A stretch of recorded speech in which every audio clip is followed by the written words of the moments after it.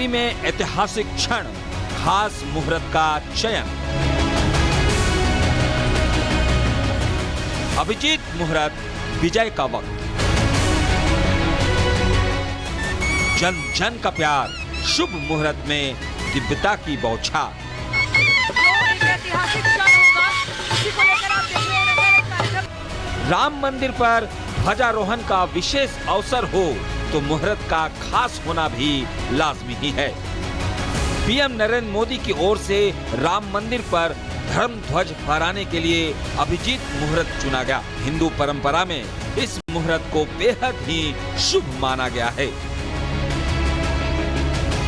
अभिजीत मुहूर्त के दिन के मध्य भाग में आता है, यानी दोपहर के समय सूर्योदय से सूर्यास्त के कुल समय को 15 समान भागों में बांटने पर 8वां भाग अभिजीत कहलाता है। इसकी औसत अवधि लगभग 48 मिनट होती है। आध्यात्मिक तौर पर अभिजीत मुहूर्त का विजय, शक्ति और सौभाग्य का प्रतीक माना जाता है। प्रभु चरित्र सुनुबे को रसिया, राम लखन सीता मन बसिया। कुछ पौराणिक मान्यताओं के अनुसार भगवान श्री राम का जन्म भी अभिजीत मुहूर्त में हुआ था। भगवान श्री कृष्ण का जन्म भी अभिजीत मुहूर्त में हुआ था। भगवान श्री कृष्ण ने पांडवों के सेनापति अर्जुन को अभिजीत मुहूर्त के दौरान ही शंखनाद करके युद्ध का आरंभ करने का आदेश दिया था। अभिजीत मुहूर्त को भगवान विष्णु का काल माना गया है, इसलिए इस मुहूर्त में किए गए कार्यों में भगवान विष्णु का आशीर्वाद अपने आप मिल जाता है। बहुत बार तिथियों या नक्षत्रों के दोष बन जाते हैं, लेकिन अभिजीत मुहूर्त इन सब से परे होता है। अयोध्या का राम मंदिर सिर्फ एक धार्मिक स्थल नहीं, बल्कि लाखों लोगों की आस्था, संघर्ष और शौर्य की पराकाष्ठा का प्रतीक है। ऐसे में ध्वजारोहण के लिए सर्वोत्तम और विजयदायक मुहूर्त का चयन बेहद जरूरी था। राम मंदिर का निर्माण सदियों के विवादों और लंबी कानूनी लड़ाई के बाद संभव हुआ है। इसे एक ऐतिहासिक और आध्यात्मिक विजय माना जाता है। अभिजीत मुहूर्त खुद विजय का सूचक है, इसलिए ये क्षण और ज्यादा पवित्र और सार्थक माना गया है। Bureau report, Republic Bharat. तस्वीर जरा दर्शकों को दिखा दे। प्रधानमंत्री अब पहुंच चुके हैं। रोड शो जो चल रहा है उसकी तस्वीरें, हम लाइव तस्वीरें दिखा रहे हैं अयोध्या धाम से। और देखिए कितने सारे लोग यहाँ जुटे हुए हैं उनकी एक झलक पाने के लिए। अगर कहें कि राम मंदिर का जो सपना है, जो पीढ़ियों का संघर्ष है, वो साकार हो पाया है तो कोशिशें रही हैं, उसमें प्रधानमंत्री नरेंद्र मोदी की भी कोशिशें रही हैं। तस्वीरों के जरिए हम दिखा रहे हैं कि कैसे भारी संख्या में लोग एक झलक उनकी देखने के लिए पहुंचे हैं। और ये तस्वीरें अपने आप में खास है क्योंकि एक आदर का भाव है इन लोगों में जो वहां पहुंचे हुए हैं प्रधानमंत्री को देखने। उनके अंदर एक आदर का भाव है कि जो सपना आचार्य शैलेश जी, जो सपना पूरा किया गया वो प्रधानमंत्री की कोशिशों की वजह से हो पाया। एक सम्मिलित सबका प्रयास रहा है, उसी को यहाँ पर कहीं ना कहीं नमन करते हुए लोग जुड़े हुए हैं। बिल्कुल, हमारे यशस्वी प्रधानमंत्री नरेंद्र मोदी जी का एक विशेष योगदान है इस राम मंदिर को प्राप्त करने में। तो तस्वीरें हम दिखाई रहे हैं और शंखनाद यहां से करना चाह रहे हैं आचार्य जी।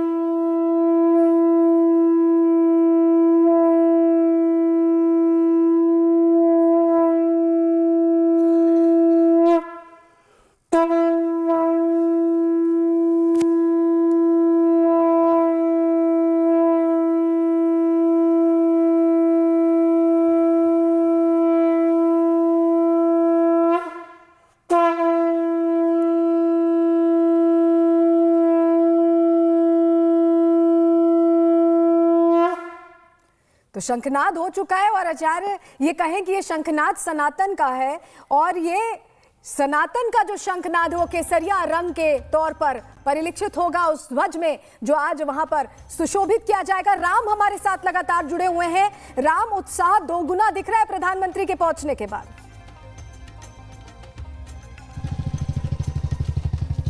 बिल्कुल जबरदस्त उत्साह है, शंख की ध्वनि देखिए शैलेश जी ने जिस तरह से की है वो भी हमने तस्वीर देखी है। और साथ में आपको ये भी बता दें कि देखिए प्रधानमंत्री का काफिला जो है इस वक्त चला जा रहा है और प्रधानमंत्री के सुरक्षा प्रोटोकॉल की वजह से इस रास्ते से मीडिया को भी हटाया गया है। लेकिन ये हम आपको ज़रूर दिखा रहे हैं कि इन तस्वीरों के जरिए किस तरह से प्रधानमंत्री का स्वागत करने के लिए सड़क के दोनों तरफ जो है वो लोग खड़े हुए हैं, प्रधानमंत्री का स्वागत कर रहे हैं, उनका अभिनंदन कर रहे हैं और लोग लगातार प्रधानमंत्री के स्वागत और उनकी अगवानी में वहां पर खड़े हुए हैं, जिसकी एक एक तस्वीर इस वक्त हम आपको दिखा रहे हैं। ये देखिए किस तरह से लोगों के अंदर जोश है, तिरंगे उनके हाथ में हैं, भगवा ध्वज उनके हाथ में हैं और पूरी ताकत के साथ जय घोष, जय श्री राम के नारे लगाते हुए लोग दोनों तरफ सड़क के नजर आ रहे हैं, जिसकी एक एक तस्वीर हम आपको दिखा रहे हैं। और इस वक्त जो तस्वीर हम तक पहुंच रही है, कुछ ही पलों में शंकराचार्य द्वार से अब प्रधानमंत्री एंट्री करने वाले हैं, जिनकी तस्वीर लगातार सामने आ रही है। प्रधानमंत्री नरेंद्र मोदी का जो रोड शो है वो लगातार हम आपको दिखा रहे हैं और ये तस्वीर या ये कहिए कि ये अगवानी बहुत महत्वपूर्ण है। लोग जो अयोध्या के हैं वो जानते हैं कि कितने संघर्ष के बाद ये पल आया है जब ये मंदिर संपूर्ण हुआ है। अलग अलग तरह के खलल रहे, अलग अलग तरह के आक्रांता रहे और कभी राजनीतिक आक्रांताओं ने इस जगह को एक तरह से अछूत बना दिया और कभी जो आक्रांता आए उन्होंने सनातन धर्म को मिट्टी में मिलाने की कोशिश की। लेकिन ये वो धर्म है जो बार बार उठकर खड़ा होता है, उठकर खड़ा होना जानता है और इस वक्त एक बड़े मंदिर की शक्ल में सनातन अपना आकार ले रहा है और धर्म ध्वजा स्थापित करने के लिए, मंदिर की संपूर्णता का उद्घोष करने के लिए प्रधानमंत्री नरेंद्र मोदी पहुंच रहे हैं। ये देखिए रिपब्लिक के दर्शकों को हम दिखा रहे हैं, ये रिपब्लिक के दर्शकों को हम दिखा रहे हैं तपस्वी श्री विकास केवट जी हैं और एकदम से योग मुद्रा में है। विकास जी जरा बताइए कौन सी योग मुद्रा है ये?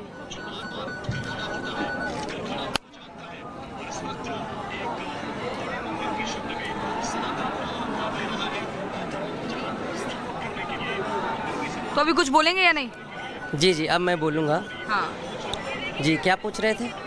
आप लगातार एक पैर पर पिछले 1 घंटे से खड़े हुए हैं और आपने बताया कि 108 घंटे तक का आपने रिकॉर्ड बना चुके हैं आप। भगवान की भक्ति में मैं बताना चाहूँगा मैम कि रिकॉर्ड की तो कोई बात नहीं है, उनका आशीर्वाद मिला है जिसके वजह से मैं ये साधना कर लिया हूँ, ये तपस्या किया हूँ। मैं किसी से रिकॉर्ड नहीं करता हूँ, भगवान की भक्ति, उनका आशीर्वाद मिला है तो संभव है। महाकाल महाकाली जी का मैं साधक हूँ। 14 वर्ष ब्रह्मचर्य का व्रत रहते हुए 12 फरवरी 2025 को मेरा 14 साल का ब्रह्मचर्य का व्रत पूर्ण हुआ। दूसरा बार मैं 124 घंटा 12 फरवरी 2025 को महाकुंभ की नगरी त्रिवेणी घाट में आके मैं ये साधना किया। हाँ। और अभी फिर उसके बाद महाशिवरात्रि 2025 को मैं 108 घंटा एक पैर पर जाके मैं अपने घर पे ही किया। मेरे गांव घर वाले सभी लोग इस चीज़ को जानते हैं, वो लोग देख रहे हैं 2-2 दिन 4-4 दिन एक ही पैर पे खड़ा है। माता जी भी बोले कि इसका दिमाग गर्म हो गया, पागल हो गया लड़का, ये कौन पूजा करता है इसे। तो ऐसा क्यों करते हो, क्या वजह क्या है? अब तो तपस्या जितनी थी साधु संतों की सब पूरी हो गई, उस तपस्या की जो फल है उसी का दिन है आज। हाँ बिल्कुल बिल्कुल, हमारे जितने भी देश के सनातनी साधु संत ऋषि मुनि जो भी हैं, उन्हीं की साधना, उन्हीं की तपस्या का आज फल है कि 500 वर्षों के बाद हमारे राम भगवान जी का जो इतना भव्य मंदिर बना, जो काफ़ी अकल्पनीय है। इसकी वर्णन शब्दों में तो नहीं किया जा सकता है क्योंकि बहुत सारे लोगों ने इस भगवान राम जी के मंदिर को बनाने के लिए, रोकथाम करने के लिए हमारे कोर्ट में न जाने एक से बढ़कर एक पिटीशन डालते थे कि राम मंदिर ना बने। तो इस प्रकार की बहुत सारी, लेकिन भगवान का कृपा, इतना सुनहरा अवसर हुआ, हमारे मोदी जी जैसे देशभक्त उभरे जिसके वजह से ये आज हम लोग देख रहे हैं। ये उन्हीं का दृढ़ संकल्प है जिसके वजह से ये आज राम मंदिर का जो मना रहे धर्म ध्वजारोहण जो आज हो रहा है 25 नवंबर 2025 को, ये उन्हीं के दृढ़ संकल्प की वजह से हो रहा है। अगर उनके जैसा हार्ड डिसीजन लेने वाला अगर प्रधानमंत्री नहीं होते ना, तो मैं समझता हूँ कि कई वर्षों तक अभी भी हम लोग राम मंदिर नहीं देख पाते, बन पाते।